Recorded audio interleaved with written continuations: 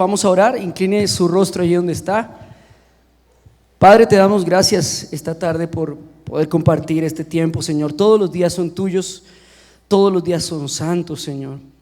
Pero qué mejor consagrar este día, bendito Rey, para ti, un día especial, salido de la rutina, salido del cronograma, Dios. Especial para ti, Señor, una noche especial para escucharte, para que tu Espíritu Santo nos hable a nosotros, para que estemos más cerca de ti cada día, Señor. Bendecimos este tiempo, tu palabra, la recibimos, Dios, con humildad, con sencillez de corazón. Sabemos que es tuya, Señor, sabemos que es tu Espíritu Santo el que habla, Padre de la gloria. Y te pedimos que en nuestro corazón quede grabada, Señor, imborrable, Señor, y en nuestra memoria la podamos aplicar a nuestra vida, Señor. Te lo pedimos en el nombre de Jesús, amén y amén.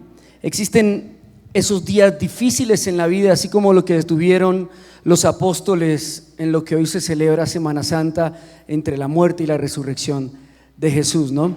Esos días en los que no se sabe qué va a pasar, parece que todo está perdido, parece que el diagnóstico ha salido totalmente negativo, esos días en los que esperamos que nos paguen y no nos pagaron, esos días en los que estamos esperando un ser querido y no llegó, en los días en los que esperamos los resultados de un examen, las calificaciones de un examen, esos tiempos de incertidumbre, así como el que vivieron los discípulos de Cristo. ¿Puedes imaginarte cómo se sentiría Pedro después de negar a Jesús frente a frente, cara a cara, Jesús haber muerto en la cruz? ¿Cómo se sentiría esos 3 días, esas 2 noches, pensando en la traición, pensando en la derrota que había tenido el ministerio de Jesús, pensando en sus amigos, en la experiencia en los 3 años?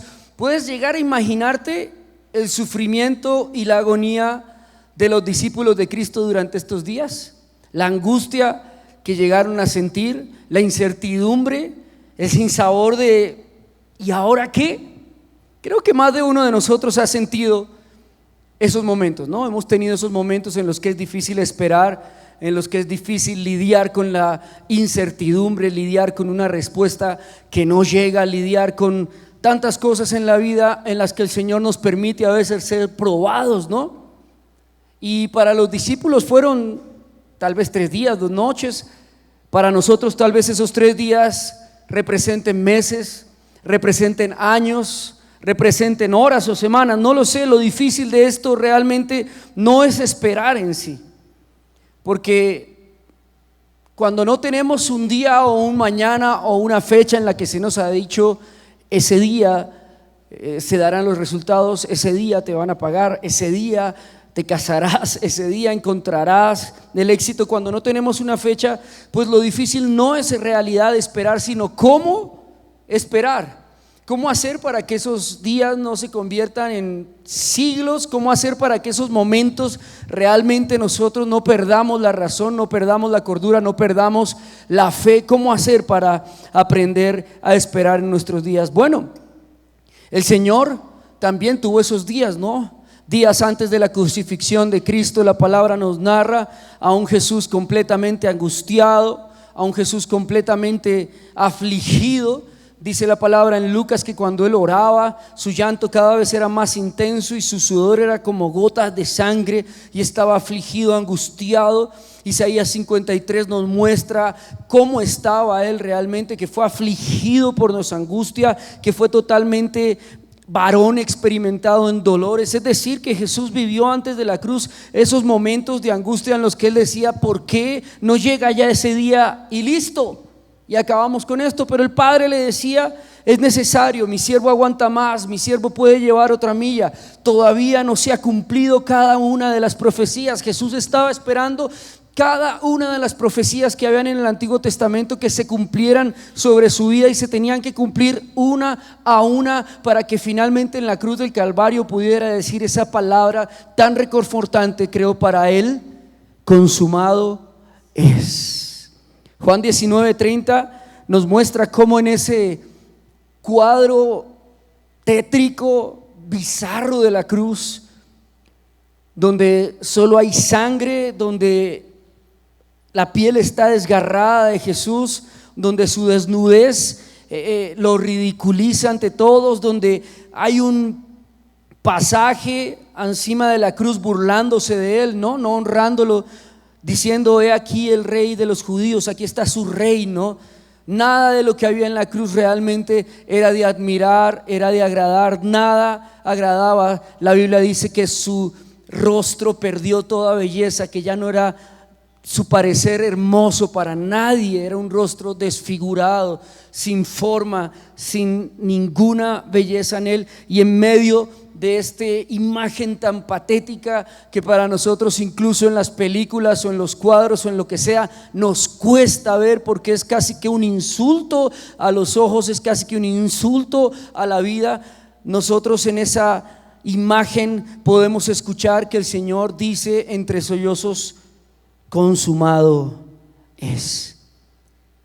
Cuando Jesús hubo tomado el vinagre, dijo: consumado es, y habiendo inclinado la cabeza, entregó el Espíritu, y terminaron los padecimientos de Jesús en esta tierra. Terminó su ministerio, pero allí terminaba lo que Jesús había sembrado para toda su iglesia, pero ahí comenzaba realmente el nacimiento y el padecimiento de sus discípulos, de los que iban a ser su iglesia, su cuerpo, su familia. Y aunque no se nos narre nada, porque la Biblia no menciona mucho acerca de qué pasó esos días, podemos encontrar algunas pistas incluso en Judas, ¿no? Miren el desespero de cada uno de ellos, que hasta Judas, el mismo desespero, la misma culpa, la misma angustia, la misma condenación de lo que había pasado, lo llevó a ahorcarse, ¿no? Lo llevó a tomar la decisión equivocada. Y cada una de las profecías se cumplieron porque era necesario que se cumplieran, pero cada uno de ellos tomó la decisión de cómo vivir. Ustedes ven a Pedro escondiéndose, los otros 10 discípulos desaparecidos. Juan es el único que se queda con María, la madre de Jesús, y no se puede ver absolutamente nada más de estos días entre la muerte y la resurrección de Cristo, más que un silencio absoluto, amados. Un silencio de parte de Dios, un terremoto que deja destrozado Jerusalén, que deja rasgado el velo, que deja la religión al descubierto, muertos que resucitaron de sus tumbas. Esto parece tétrico, parece una película de terror lo que pasa allí, que se le acercan a sus familiares y vuelven y se van con el Señor. Esto parece una película definitivamente, pero queda esa incertidumbre, como cuando a nosotros nos dijeron y salió por las noticias, el presidente de Colombia ha decidido cerrarlo todo y todos van a estar en sus casas en cuarentena. Qué incertidumbre la que sentimos allí, ¿no? Yo recuerdo que yo salí a mi barrio a tomarle una foto a mi hija, porque quería tomar una foto porque no le tengo miedo a nada. Y le tomé. Ahorita todos dicen: el pastor es irresponsable, ¿no? Ya se dieron cuenta de la verdad, muchos, ¿no? Y salí a tomarle una foto a mi hija en la soledad más increíble del mundo. La tengo en mi Instagram, porque me pareció tan tétrica la imagen de soledad, de incertidumbre, de temor. Se respiraba en el aire el temor de la gente, ¿no? Se respiraban vientos apocalípticos. Es más, como que tú caminabas por la calle y parecía que la policía fueran tus enemigos y que el aire mismo te fuera a intoxicar. Fue tétrico lo que pasó. Exactamente, o más bien parecido a esto, fue lo que ocurrió en esos días, que los discípulos estaban esperando al que dijo que iba a volver, ¿no? Algo absolutamente improbable. Y entre más pasaba el tiempo, las cosas empeoraban, porque no solamente pusieron una roca para cubrir la tumba del maestro, sino que pusieron soldados romanos para asegurarse de que nadie entrara ni que nadie saliera de aquel lugar. Entonces las esperanzas, entre más pasaban los días, más se acababan para cada uno de ellos. Esto es muy interesante y es una enseñanza supremamente profunda para nosotros como iglesia, porque nos habla de que todos, amados, indefectiblemente en nuestra vida cristiana, en nuestro madurar con el Señor, pasaremos por esos tiempos, por esos 3 días de silencio de Dios, por esos tiempos de oscuridad, de incertidumbre, por esos silencios en la oración, cuando tú clamas y oras y esperas que Dios te diga todo va a estar bien y resulta que Dios ni siquiera habla. Todos vamos a pasar por esos días en los que de repente estamos en un hospital canalizados y lo único que escuchamos es el ruido de las máquinas y ni siquiera podemos escuchar la voz de Dios. Todos vamos a pasar por esos momentos de crisis donde nos ha llegado una carta de embargo y nos dices que tiene 3 días para desalojar, para desocupar tu casa. Cada uno de nosotros en diferentes niveles vamos a tener que atravesar estas crisis, porque escrito está que para probar que el Señor es nuestro pastor, para comprobar realmente que Él está con nosotros a un nivel más que físico, incluso, amados, todos tendremos que pasar por el valle de sombra de muerte. Así describió David estos 3 días que vivieron los discípulos. Así describió David ese momento en el que su hijo había muerto, en el que su pecado había sido al descubierto, en el que Israel estaba señalando y juzgando al rey, en el que no podía salir ni asomarse a la ventana porque ahí estaba el rey asesino, el rey al cual Dios le quitó su hijo, el rey al cual el profeta desenmascaró. Esos días en los que el rey se tiró al suelo, dice la palabra, ayunó, lloró. Todos vamos a tener que pasar por ese valle, aunque no lo querramos, amados. Aunque nosotros digamos, no, pastor, pero ¿por qué predices? ¿Por qué eres habichucho de mal agüero y predices esas cosas? Porque hace parte de la formación, amados.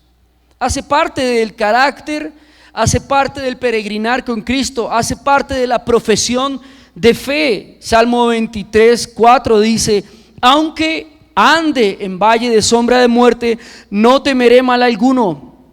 ¿Por qué? ¿Por qué? Porque en esos valles de sombra de muerte es cuando el Señor está con nosotros más allá de lo físico. Está de una manera sobrenatural, supernatural, está adentro, afuera, en todo lugar. ¿Y sabe por qué no lo sentimos? Porque ni siquiera Él está en nosotros, nosotros estamos en Él. Porque dice que aunque ande en valle de sombra, tú estarás conmigo, tu vara y tu cayado me infundirán aliento, amados. Esos tiempos son en los que, dice la palabra de Dios, clama a mí y yo te responderé.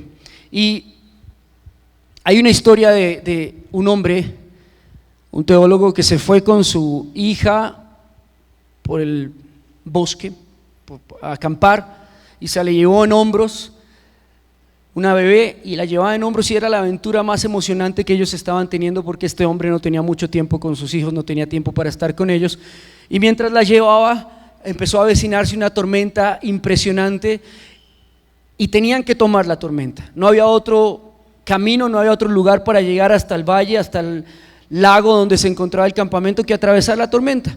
Pero entonces el hombre tomó a la niña en sus hombros, caminó y atravesó la tormenta, y la tormenta los lavó y los mojó, y la niña empezó a llorar del desespero, la angustia de escuchar los truenos, de las gotas que caían en su cabeza, y el hombre no le quedaba otra opción que llevarla ahí, cargarla, tenerla, mientras ella lloraba, papá, papá, bueno, qué sé yo, que era lo que lloraba un bebé, como llora un bebé, ¿no? Desesperado. Ustedes han escuchado el llanto de un bebé desesperado, angustia, es insoportable, tengo que atenderlo. Pero resulta que el papá, mientras tanto, la quitó de acá, la puso en sus brazos, la cubrió con su abrigo, siguió caminando y la escuchaba llorar y llorar y llorar y llorar. Cuando llegó a la orilla, finalmente, en la orilla estaba completamente el día soleado, la tormenta había pasado, y años después él le contó esta experiencia a su hija, y su hija le dijo: papá, pero ¿por qué me hiciste eso? Podías haber evitado la tormenta perfectamente. ¿Por qué fuiste imprudente de llevarme a la tormenta, de hacerme atravesar toda esta experiencia, de llevarme a ese lugar? Y el papá le respondió: hijita, porque como no pasaba tiempo contigo, quería pasar ese tiempo, y quiero decirte que el poderte proteger, el poderte escuchar llorar, el tenerte entre mis brazos, así fuera en medio de una tormenta, así fuera en medio del llanto, fue una de las experiencias más hermosas que tuve en mi vida.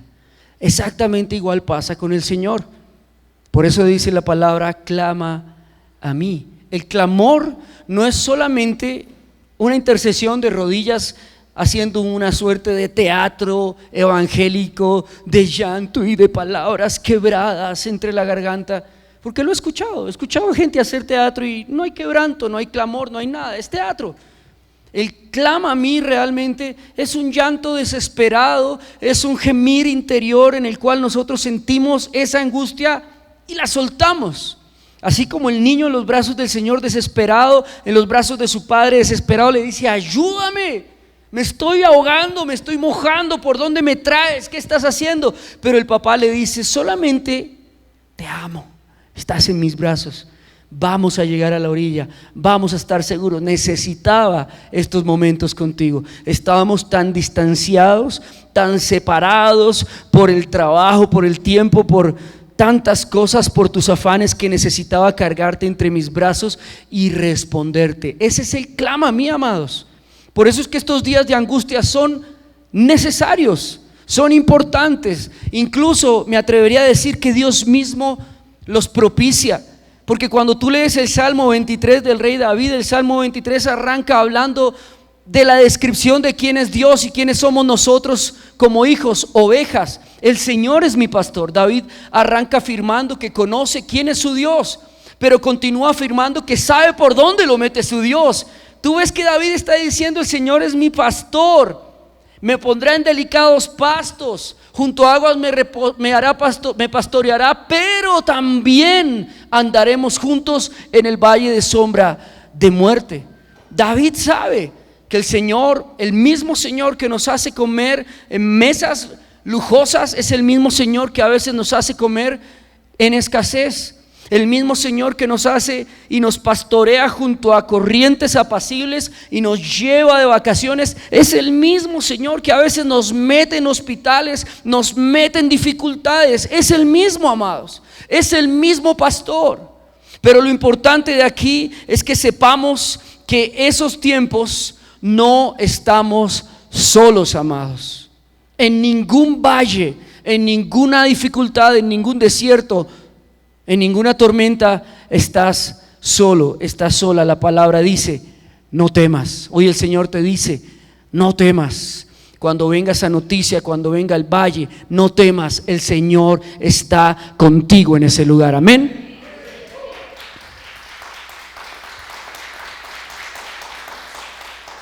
Los apóstoles pasaron por los 3 días más oscuros de su vida, pero estoy seguro que algo les decía, algo les retumbaba en su espíritu diciéndoles: volveré, resucitaré. En 3 días levantaré este templo. Y sé que eso, al menos, aunque fuera un aliento de tontos, al menos les daba curiosidad para llegar al tercer día. Al menos les daba inquietud de saber qué pasaría al tercer día. Las promesas de Dios son en Él sí, amén. Y muchos de nosotros, al menos, escúchame, por la curiosidad de saber qué pasará con el tiempo, deberíamos mantenernos firmes en esa fe. ¿No te da curiosidad qué pasará en 10 años en las promesas de Dios en tu vida, con las promesas de Dios? Yo a veces me mantengo firme solo por ver lo que Dios va a hacer. Yo digo: Señor, gracias porque tú vas a hacer algo, y aunque hay dificultad, aunque hay tormentas, aunque hay escasez, quiero mantenerme firme porque quiero saber qué hay al otro lado. Tengo curiosidad. ¿No tiene usted curiosidad? ¿No le gusta sorprenderse de lo que Dios hace?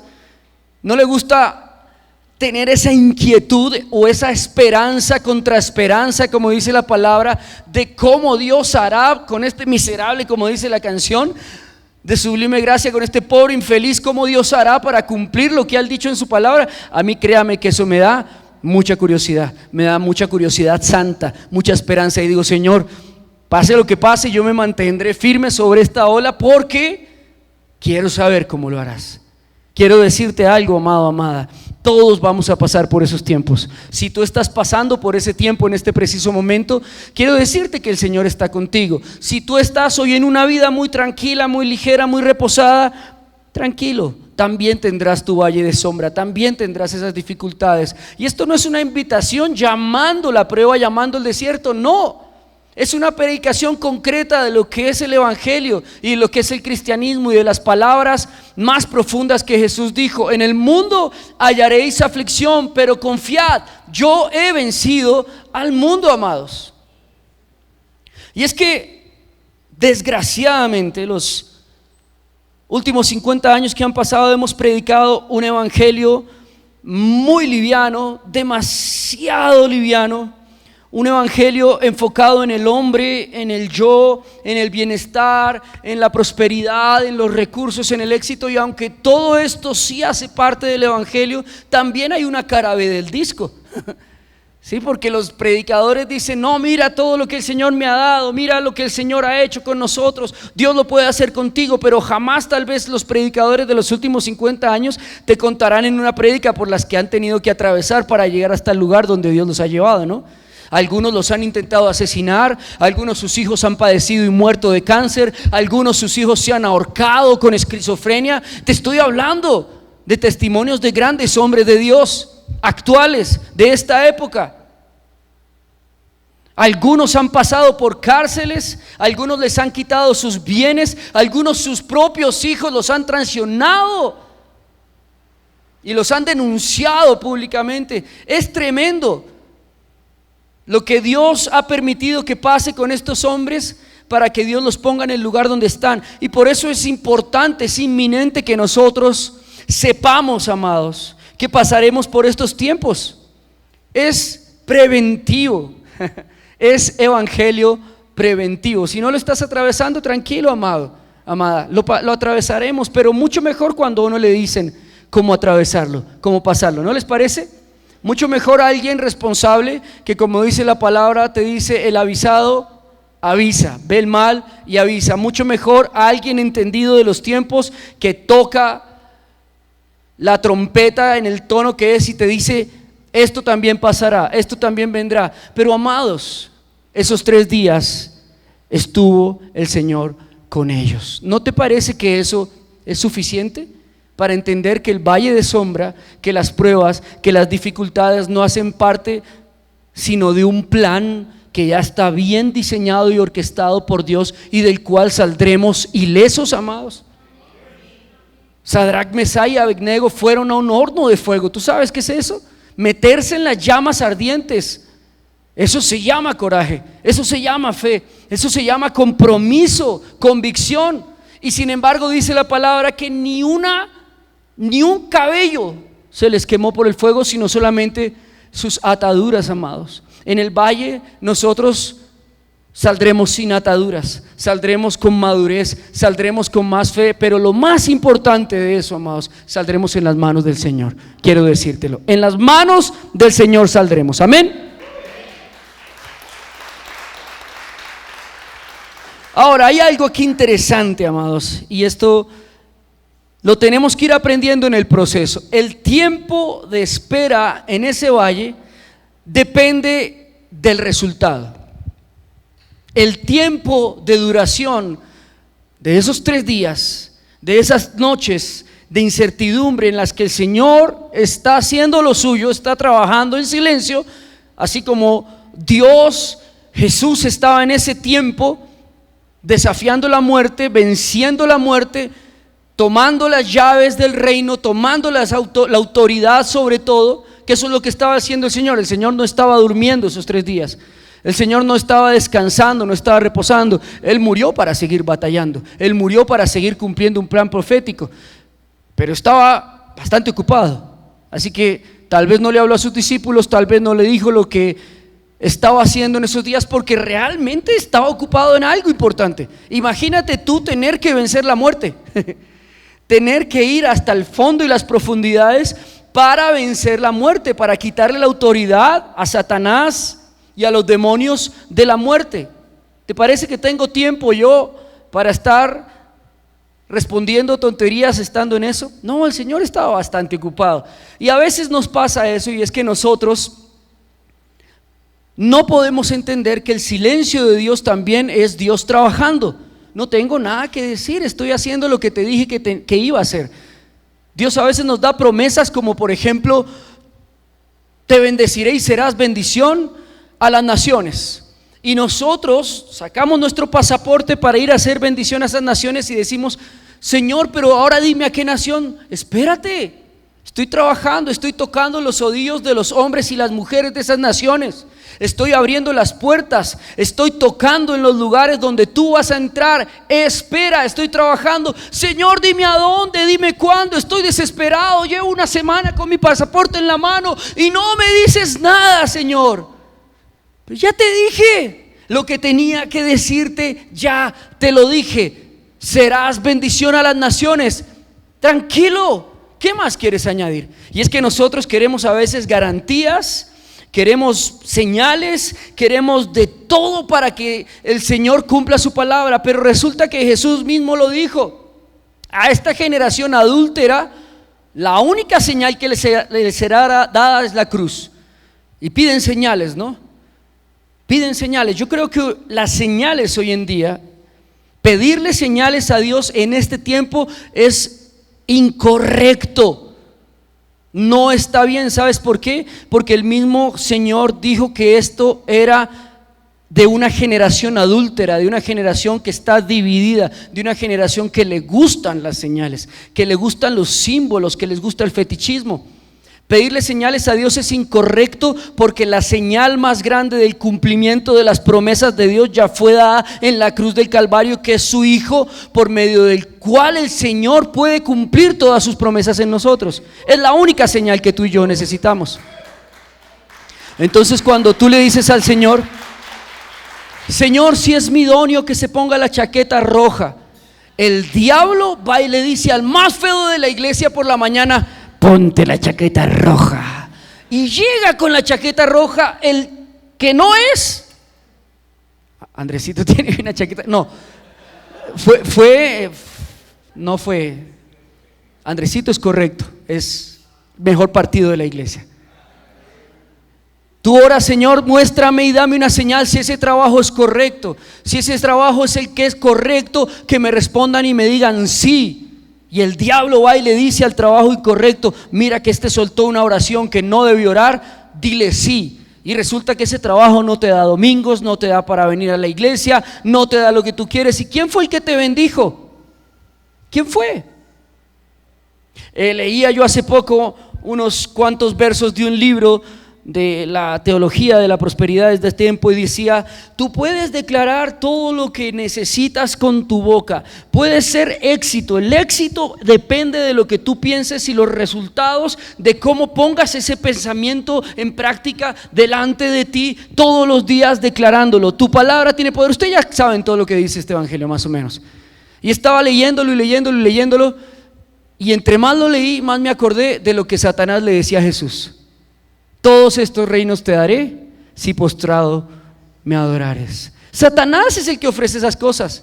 ¿No te has dado cuenta que en la palabra de Dios, es más, no te has dado cuenta que en la humanidad en general Satanás es el que ofrece casa, carro, beca, éxito, prosperidad inalcanzable, llegarás a la cima y todo eso? Ese es un mensaje diabólico, amados. Es un mensaje diabólico.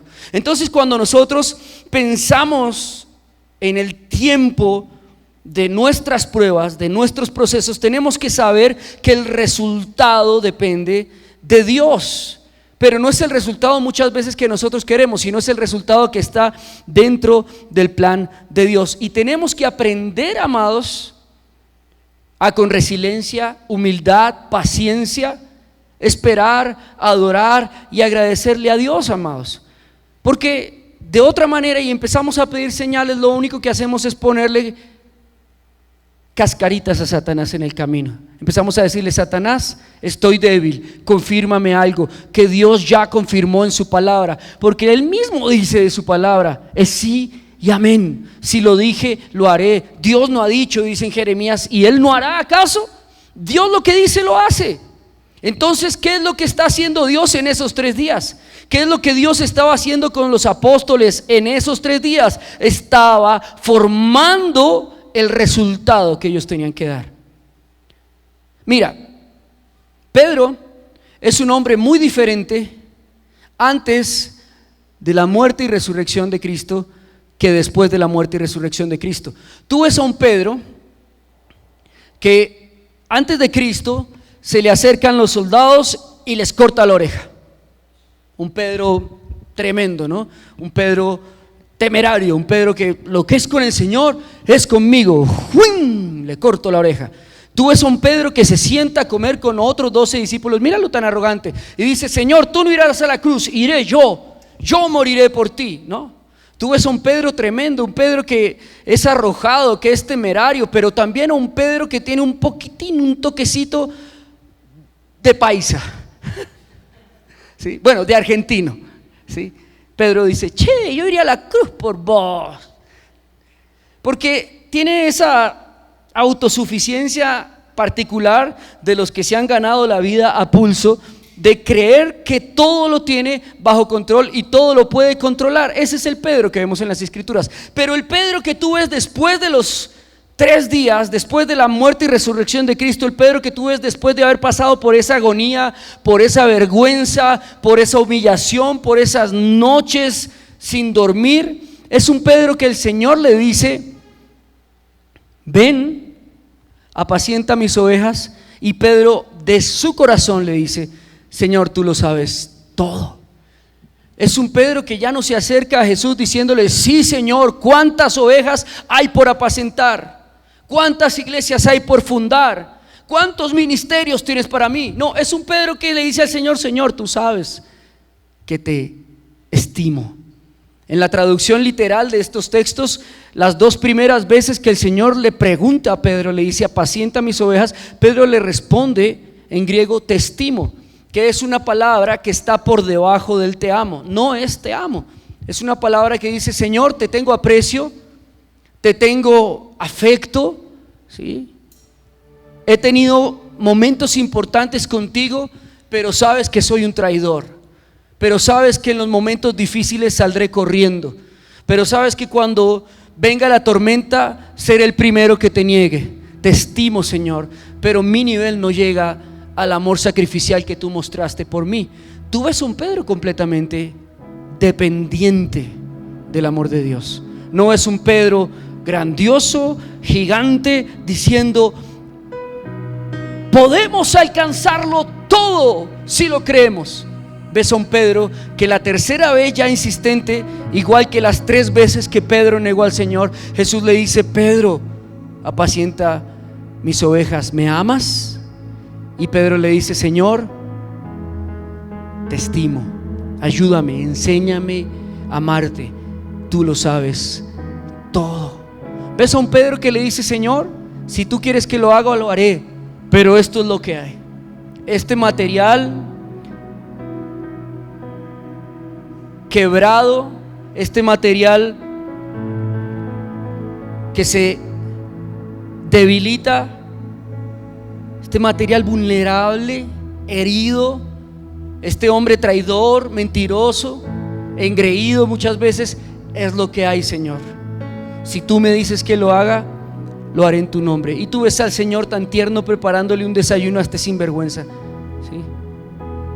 Pero hay algo que pasa ahí en este suceso interesante, y es que a Pedro se le había olvidado tanto quién era, pero al Señor no se le había olvidado cuáles eran las promesas que había sobre él, que Pedro dice que se echó al agua aún con sus vestiduras, ¿sí? Un pescador, imagínate, un pescador que sabe que con esas túnicas se puede ahogar, se tiró con sus vestiduras. ¿Por qué? Porque a Pedro se le había olvidado, en su cabeza él ya no sabía quién era. Estaba confundido, estaba totalmente fuera de contexto. Sin embargo, el Señor sí se acordaba de quién era Él. Quiero decirte algo, amado: en esos momentos de tormenta, de oscuridad, de prueba, tal vez tú te olvides de las promesas de Dios. Tal vez tú digas: de pronto Dios ya se olvidó de mí, de pronto Dios ya me abandonó, de pronto Dios ya no me va a sanar. Han pasado 3, 4 años y ya no veo la sanidad de Dios. Me acostumbré a estar en el mar del dolor, me acostumbré a estar en la barca de la pobreza, me acostumbré a estar en la barca de la tristeza, de la traición. De pronto Dios se olvidó de mí. Quiero decirte algo: así tú te olvides de las promesas, así tú no creas en las promesas, así tu fe decaiga, Dios no se olvida de lo que te prometió. Él sí no se olvida, amados, Él no se olvida. Entonces Isaías 48:10 dice algo interesante acerca de cómo Dios trató con Israel. Isaías 48:10 dice: he aquí te he purificado, y no como a plata, te he escogido en horno de aflicción. Te he purificado como al oro. La plata y el oro tienen diferentes procesos de fundición. Lo que es cierto es que el oro se tiene que fundir y recontrafundir, ¿sí? Hasta que la hojarasca no resiste las altas temperaturas y por ella misma empieza a estallarse y salir del oro. Al oro no se le puede limpiar la hojarasca, sino hay que ponerle el soplete hasta que la misma hojarasca, por las altas temperaturas, salga volando del oro. Esto es maravilloso, amados, porque el tiempo que nosotros duremos en el horno, en el valle, es el tiempo que necesitamos para que esas cosas que necesitan desprenderse de nosotros se desprendan. Así que la prueba, el horno, la aflicción es necesaria para que nosotros seamos purificados, para que nosotros seamos como el oro puro, para que el resultado de nosotros sea el resultado que Dios quiere, no el resultado que a nosotros nos parece. A veces, amados, y yo lo pensaba así, mira, cuando yo arranqué en el ministerio, yo pensaba ser como un Alex Campos, como, no sé, como un Marcos Witt, una cosa así. Yo no quería ser pastor, no quería fundar iglesias, no quería predicar. Por mi cabeza lejos pasaba a ser un maestro y enseñar teología en un seminario. Eso era lo más loco que se me hubiera podido ocurrir. Nada de las cosas que hoy estoy haciendo estaban en mis planes, te lo aseguro. Ni una sola. Ni ser pastor, ni ser esposo, ni ser papá, nada de eso. Yo tenía una idea muy personal de mi vida cristiana, y esa idea la tenía muy pegada a mi cuerpo, a mi ser, a mi alma. Esos sueños los tenía impregnados dentro de mí. Yo respiraba adoración, respiraba alabanza, adoraba la adoración, alababa la alabanza, ¿sí? Para mí la música era todo, amados, todo. Y los que me conocieron hace unos 16, 17 años atrás saben perfectamente de lo que les estoy hablando. Era absolutamente todo. Pero Dios tenía otros planes, amado. Dios tenía otros objetivos aún más altos de los que yo mismo podía imaginarme. Cuando yo pensaba que yo iba a llenar un púlpito con canciones de alabanza y adoración, Dios tenía iglesias en mente, iglesias en otras naciones, pastores en otros lugares. Dios tenía pensado un maestro aquí enseñando la palabra, algo que para mí era sin ninguna, estaba bien lejos de lo que yo podría creer, bien lejos. Así que Dios tenía que pasarme por el horno para quitar toda esa hojarasca, todas esas capas de ideas, de conceptos, de sueños, de preceptos, de deseos satánicos, egoístas y vanidosos con los que yo me vestía y soñaba, amados. Los pensamientos de Dios no son nuestros pensamientos, son mucho más altos, amados. Así que también te hago una invitación: cuando estés en esos momentos, reflexiona si tus caminos son los caminos del Señor, porque cada prueba por la que atravesamos es necesaria, amados. Cada una de las pruebas por las que Dios nos está introduciendo, atravesando esos valles, son necesarios, no son un error, no son un accidente. Hace 4 años estaba yo pasando por la peor crisis de mi vida. Es la peor. Estaba sufriendo dolor crónico después del accidente que tuve de tránsito. Estaba inundado de medicamentos. Estaba atravesando una depresión sin imaginarse. Nadie se puede imaginar la depresión que es atravesar por estos medicamentos. Pero había algo importante en ese valle. No era la primera vez que yo soportaba una crisis, y sabía que no era la última tampoco. Sabía que Dios estaba quitando cosas de mi vida que me sobraban, cambiando cosas en mí, renovando mi entendimiento del dolor, de la misericordia, de la enfermedad, de la paciencia, de la angustia. Dios estaba transformando un área y quitando una nueva capa de mi corazón que le era necesaria quitarla de esa forma. Quiero decirte algo, amados. Esta prueba pudo ser una tragedia. He visto personas con lo que a mí me pasó en la columna vertebral que hoy día están en una silla de ruedas. He visto personas que han atravesado el dolor crónico que hoy están en una clínica psiquiátrica. He visto personas que han sufrido de fibromialgia y todas estas cosas y hoy están como discapacitados, inhabilitados completamente de la vida. Pero he visto también personas a las que Dios ha probado y han dicho en fe: Señor, bástame tu gracia, porque tu poder se perfecciona en mi debilidad. Y he visto esos valientes, así como Pedro, que en lugar de salir huyendo, esperó a que el Señor llegara por él. Y cuando el Señor llegara por él, Pedro en humillación, en humildad dijo: Señor, tú lo sabes todo. Así también yo le dije, tirado en el suelo en Estados Unidos, estaba llorando del dolor, literalmente llorando del dolor. Yo no sé si usted algún día ha llorado de dolor, porque ya no soporta más el dolor y está tirado en el suelo como un sapo del dolor. Y llorando del dolor, yo le dije al Señor: Señor, tú lo sabes todo. Así como Pedro se lo dijo: tú sabes quién soy yo, tú sabes hasta dónde aguanto, tú sabes que estoy desesperado, tú sabes cuánto me duele, tú sabes que tengo angustia, tú sabes que tengo temor a las operaciones, tú sabes que soy autosuficiente, tú sabes que a mí no me gusta estar enfermo, tú sabes que detesto los medicamentos, tú sabes que no creo en la medicina, tú sabes todo, Señor.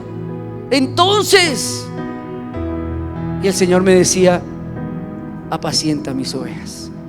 ¿Cómo? En tu debilidad mi poder se perfecciona.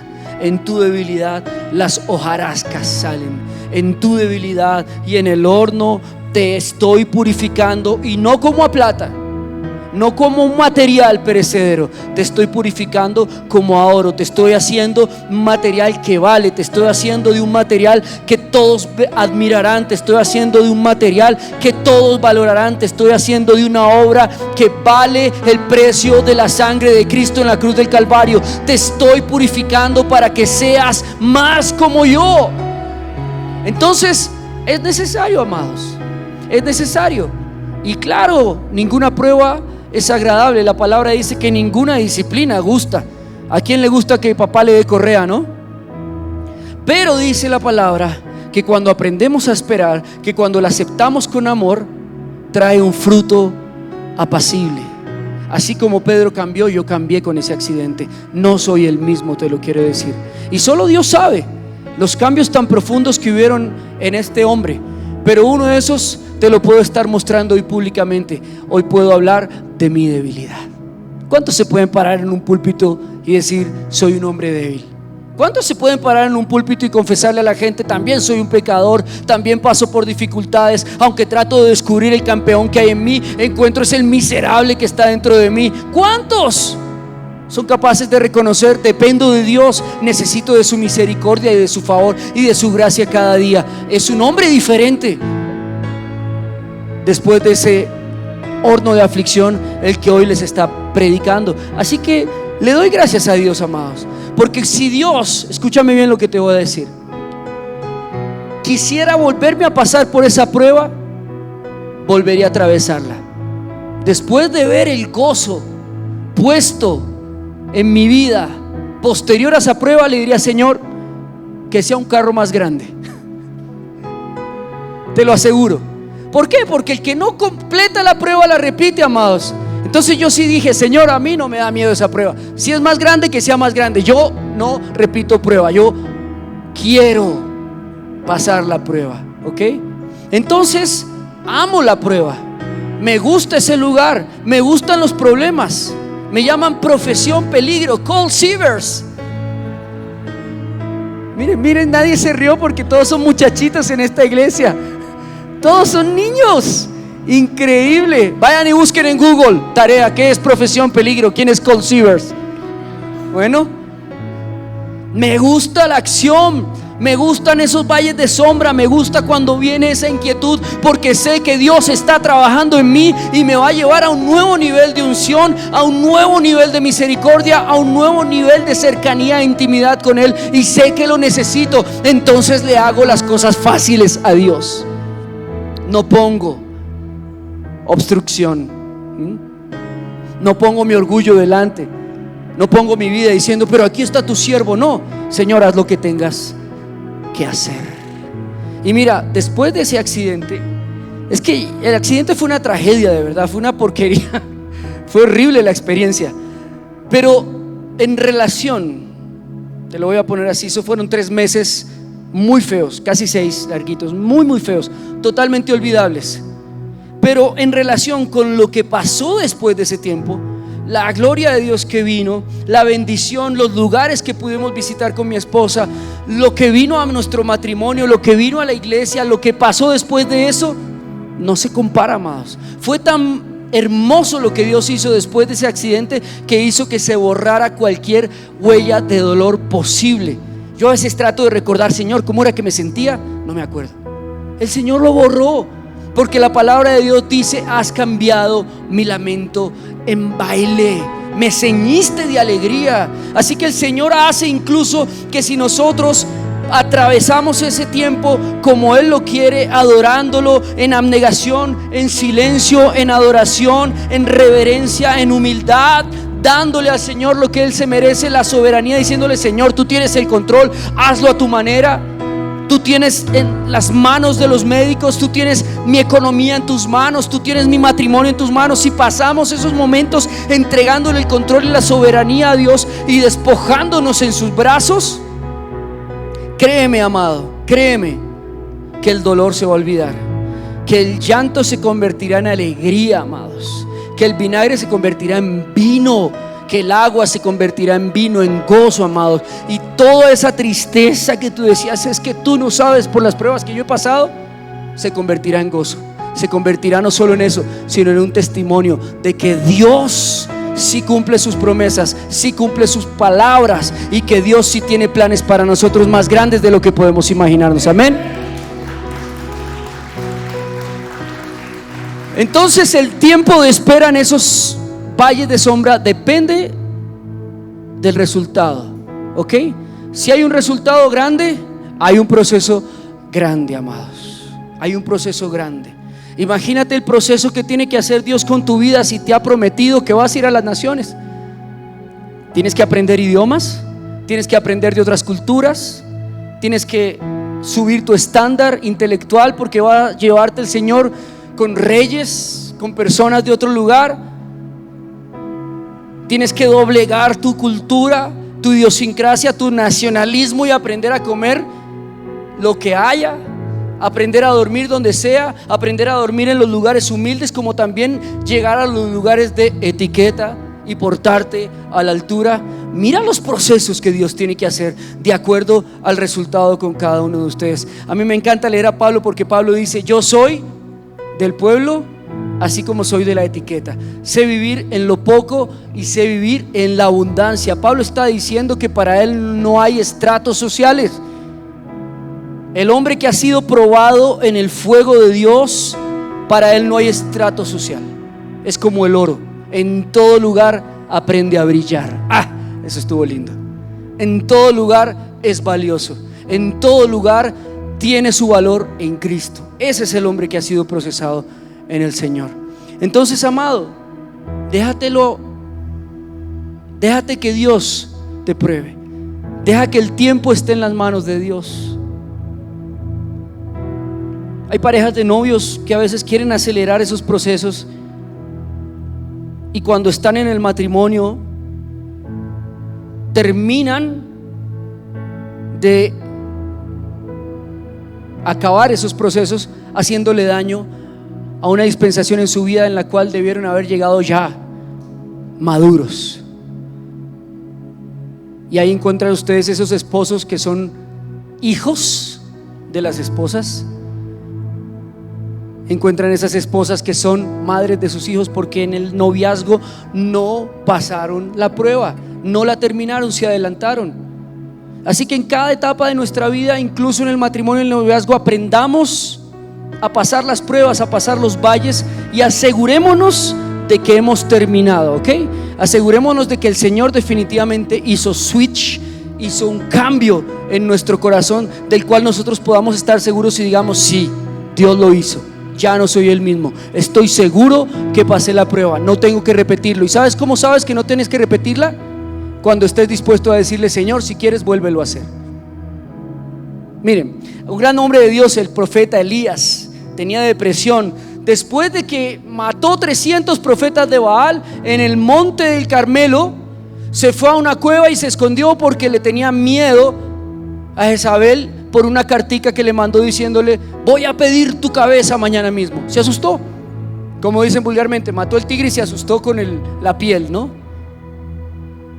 Y Dios tenía que formar su carácter. Lo que me llama la atención de la historia del profeta Elías es que Dios no le dice a Elías cuando está allí en ese monte, en esa cueva de Oreb escondido, Dios no le dice: amado, has cumplido, has terminado, siervo fiel, en lo poco has sido fiel, ahora en lo mucho te pondré. No, lo más impresionante de este texto es que el ángel le dice: devuélvete por el camino que viniste, haz exactamente la misma ruta, para ver si aprendiste la lección, para ver si ya sabes cómo se atraviesan los carmelos de la vida, los grandes éxitos, para saber si ya sabes cómo se atraviesan los sareptas, las crisis de la vida, para darnos cuenta con el Señor si ya sabes cómo se atraviesan los querid, las estrecheces, las incomodidades de la vida. Devuélvete por el mismo camino por donde viniste acá. Se devolvió, pero ya sabía, amados. Por eso yo les digo, cuando vienen a una consejería y son tercos, yo les digo siempre: miren, amados, yo ya he atravesado ese valle. ¿Por qué quieres atravesarlo tú? Te estoy diciendo cómo se pasa ese lugar. ¿Por qué quieres pasarlo mal? Mira, tú no sabes a cuántas personas aquí en la iglesia les he dicho yo: no lo hagan. Y adivinen qué hacen. Lo hacen. Qué cosa tan terrible. No te asocies, no hagas sociedades, por favor. Las hacen. Si yo ya atravesé ese valle, yo les digo: miren, yo hice sociedades y fue lo peor que me pudo pasar en la vida. Las hago. Escuchen al Señor. No se casen todavía, se casan. Si yo ya atravesé ese valle de casarme de esa forma, de unirme a una persona de esa manera, no lo hagan. Ahórrense desiertos, ahórrense hornos. ¿Ven? Entonces ahí es donde nosotros tenemos que entender que el proceso depende del resultado, de cómo Dios quiere que nos veamos al otro lado. Deja que Dios lo haga, amén. No reniegues,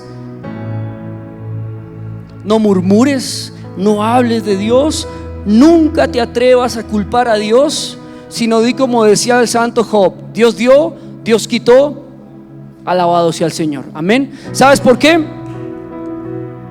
Porque Dios promete en su palabra que Él, pase lo que pase, va a hacer la obra completa, amados. La palabra consumado es de Jesús en la cruz del Calvario, viene del griego telestai, que quiere decir: se ha pagado en su totalidad.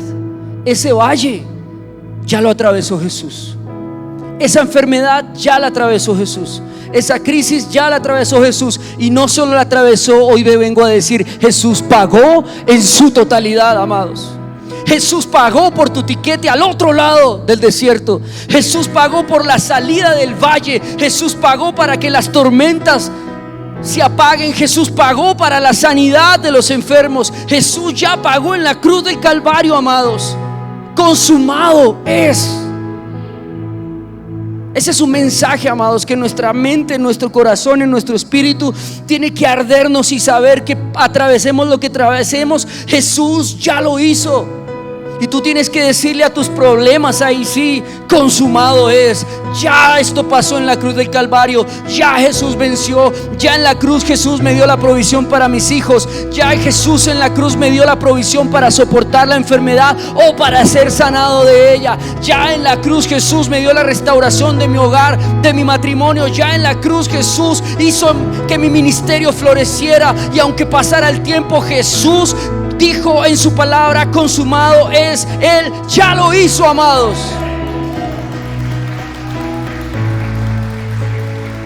Ya lo hizo. Eso es maravilloso, saber que nuestras cuentas han sido saldadas, ¿no? ¿Cuántos quieren tener un finiquito en sus cuentas y decir, ya no le debo a nadie? Pues hoy te lo vengo a dar, amado.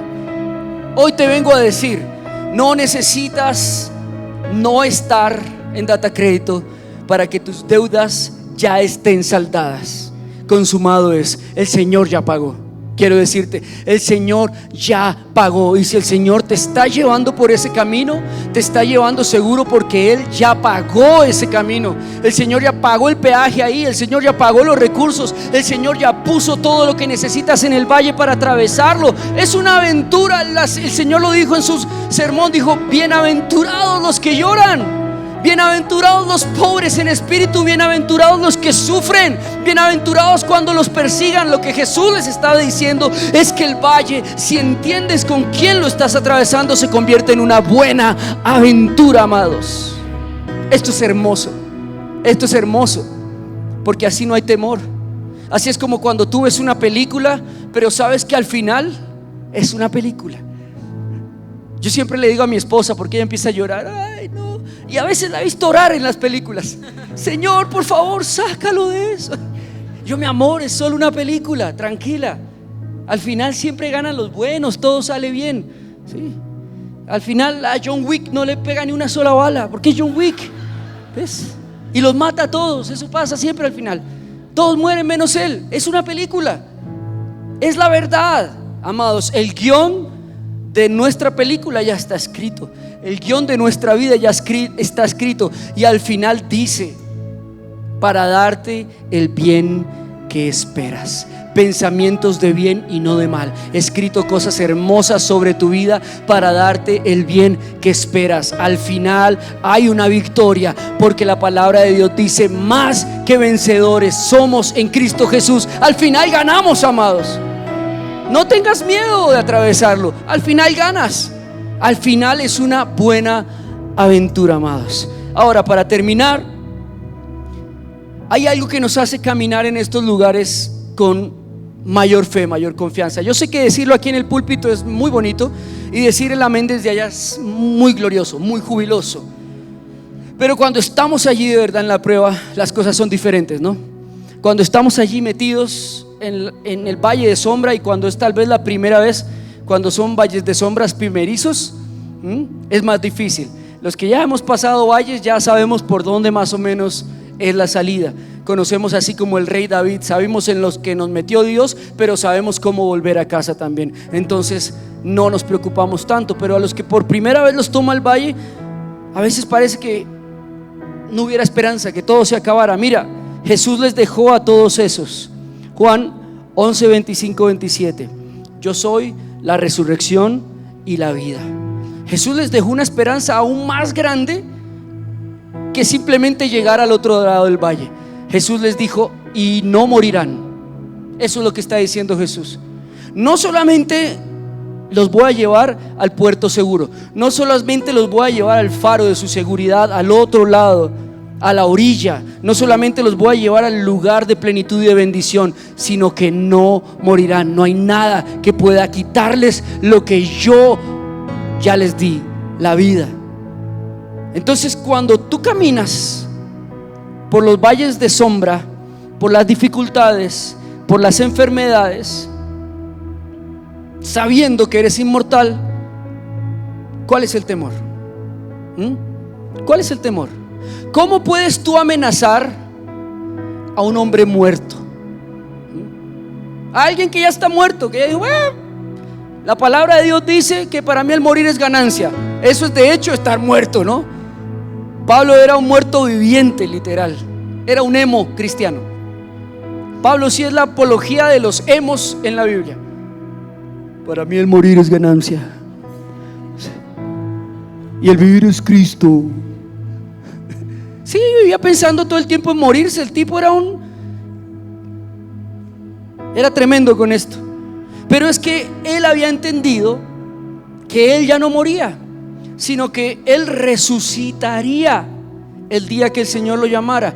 Es decir, que aunque estuviera muerto, aunque para los demás estuviera muerto, aunque para el universo entero estuviera muerto, para Dios estaba vivo y resucitado. El que cree en mí, aunque esté muerto, vivirá. Aunque esté detrás de una roca 3 días, vivirá. Aunque tenga vendas y huela feo, hediondo, detrás de una piedra, el sueño, el milagro, el matrimonio, la empresa, tu salud, vivirá el que cree en mí, porque yo soy la resurrección y la vida, dice el Señor.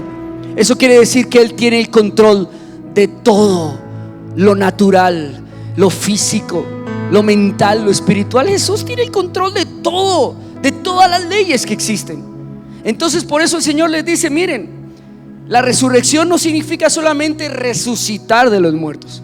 La resurrección significa que Dios está por encima de la vida y de la muerte. Y ese Dios que está por encima de la vida y de la muerte es el que te está llevando en sus brazos por medio de la prueba. ¿Morirás? ¿Morirás? ¿Cómo se puede amenazar a un hombre que ya está muerto en los brazos del Señor? ¿Ah? Lo único que va a morir es ¿qué? Tu carne, tus ataduras, tu vieja naturaleza, tu hojarasca. Entonces, entre más muertos estemos, menos poder tiene el temor a la muerte sobre nosotros, amados. Es una invitación para que cada vez que atravesemos por esos valles de sombra, muramos. Con Cristo estoy juntamente crucificado. Ya no vivo yo, más Cristo vive en mí. Entreguemos lo que tengamos que entregar. Nos desprendamos de las cosas materiales. Nos desprendamos de nuestros orgullos, de nuestras posiciones, de nuestros diplomas, de nuestra familia, de nuestra herencia. Digamos, ya todo esto no importa. Tengo mi herencia más grande, que es Jesús. Estoy muerto, y a un hombre muerto no se le puede matar. No se le puede amenazar. No se le puede quitar algo que ya no le pertenece, lo cual es su vida, porque está en las manos de Cristo. Amén. Entonces, la esperanza más grande que hay sobre nuestra vida es que a los 3 días Jesucristo lo comprobó. Estoy por encima de la vida y de la muerte. Yo, es más, soy la resurrección, la vida, la muerte, el dueño, el Señor del Hades, de las tinieblas, de la luz, de todo. Señor de señores y puesto sobre todo nombre. Soy yo, Jesús. ¿A quién temeré? Si Él es con nosotros, amados, ¿quién contra nosotros? ¿Habrá alguna enfermedad que pueda contra alguien muerto en las manos del Señor? ¿Habrá una crisis económica que pueda contra alguien muerto en los brazos del Señor? ¿Habrá una crisis del matrimonio contra alguien muerto en los brazos del Señor? ¿Podrá un esposo muerto responder? No, amados. Los esposos muertos no responden, solo dicen sí, mi amor. ¿Podrá una esposa muerta cantaletear? No, no puede, está muerta. Atravesemos el matrimonio muertos a nosotros y vivos en Cristo, amados. Esa es la manera de llevar un matrimonio en bendición. Muertos a nosotros y vivos para el Señor, vivos para Cristo. Le dijo: Señor, yo he creído que tú eres el Cristo, el Hijo de Dios, que ha venido del mundo. Aquel que cree en mí no morirá eternamente, amados. Así que mira, pase lo que pase, así sea la muerte, no morirás, quiero decirte hoy. Ninguna cosa será tan grave como para quitarte lo que ya le pertenece a Dios, que es la vida, amados. Jesús resucitó al 3er día, y eso hace que nuestro evangelio sea verdadero. Pablo decía que banal sería nuestra fe si no creyéramos en la resurrección de los muertos. Tú y yo resucitaremos. Tú y yo un día nos despediremos de este mundo natural, con este cuerpo natural, y despertaremos, amados, resucitaremos en el día del rapto de la iglesia. Resucitaremos en las nubes. El Señor vendrá por nosotros y nos levantará con gloria, con poder, para estar en las bodas del Cordero. Regresaremos a la venganza del día del Señor aquí en la tierra, para organizar nuevamente este lugar y vivir en un nuevo gobierno mundial, el milenio, donde Jesucristo será el Rey y el Señor durante 1000 años. Y finalmente, mientras el Padre prepara la nueva Jerusalén celestial, estaremos aquí en la tierra y regresaremos o iremos a los nuevos cielos, nueva tierra, Jesús y la iglesia en la Jerusalén celestial por siempre, eternamente, amados. Así que no hay muerte. ¿Cómo me voy a amedrentar y asustar por una pequeña prueba temporal sabiendo que tengo una victoria eterna, amados. ¿Cómo podría hacerlo? Es la invitación para que hoy creamos en esa resurrección, para que hoy creas que Jesús te está formando en el valle, en el proceso, y para que creas que Jesús puede resucitar cualquier área en tu vida. Cualquier cosa que tú hayas dado por muerta, Jesús la puede levantar de nuevo. Amén. Pongámonos de pie. Levántense todos los muertos de este lugar. Señor, yo te doy gracias esta noche por tu palabra, por la bendición que es, Dios, adorarte, vivir en tu presencia, venir un viernes, Señor, a este lugar a bendecir tu nombre. Ven, Jarecito, ayúdame en la batería.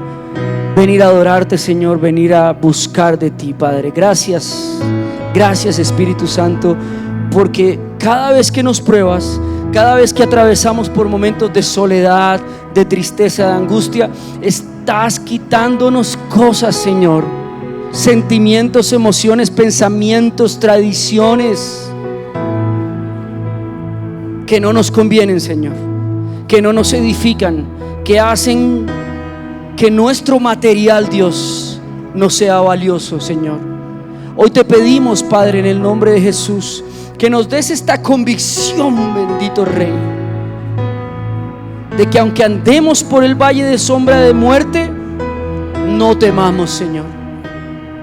Que nos des esta convicción plena, Señor, de que tú has pagado completamente en la cruz.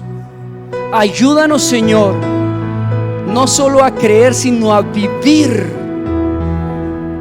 en la consumación de tu obra en la cruz. Ese día, Jesús, esa tarde, Señor, cuando el velo se rasgó, cuando la tierra tembló, cuando se oscurecieron los cielos, cuando hubo esa fuerte tormenta sobre Jerusalén, ese día, Señor, se selló mi vida, la de mis hijos, la de mi esposa, la de mi esposo. Allí tú dijiste: he pagado, eres libre, ya no tienes culpa, ya no tienes deuda, ya no tienes condenación. Ahora puedes caminar en la libertad con la que la cruz te ha hecho libre. Consumado es, te dice el Señor.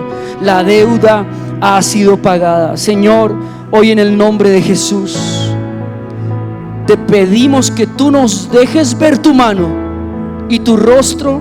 Así no nos hables, Señor, y así sea incluso difícil orar en esos momentos de dificultad, Señor. Que sepamos, que te podamos sentir, Señor, que tú estás allí con nosotros. Hoy oramos, Señor, para que podamos ser pacientes, Dios, mientras tú formas en nosotros el resultado que quieres, Dios. Enséñanos a adorarte, a amarte, a bendecir la prueba, Señor, a bendecir las dificultades, Dios, hasta que encontremos en ti el resultado perfecto, Dios. Y te pedimos, Dios, que tú completes cada obra. Hoy tengo una oración específica delante de ti, Señor. Ayúdanos a ser aprobados, a terminar la prueba, Señor. Ayúdanos y llévanos al final de la prueba, Señor. No nos dejes a medias, Espíritu Santo. No nos dejes a portas de terminar la prueba. Llévanos hasta el final y que seamos aprobados, como dice tu palabra, Señor. Te lo pedimos en el nombre de Jesús, Dios. Y ayúdanos a confiar en ti, Señor, en todo tiempo, en que tú harás la obra completa, en el nombre de Jesús, Señor. En el nombre de Jesús, Padre Santo.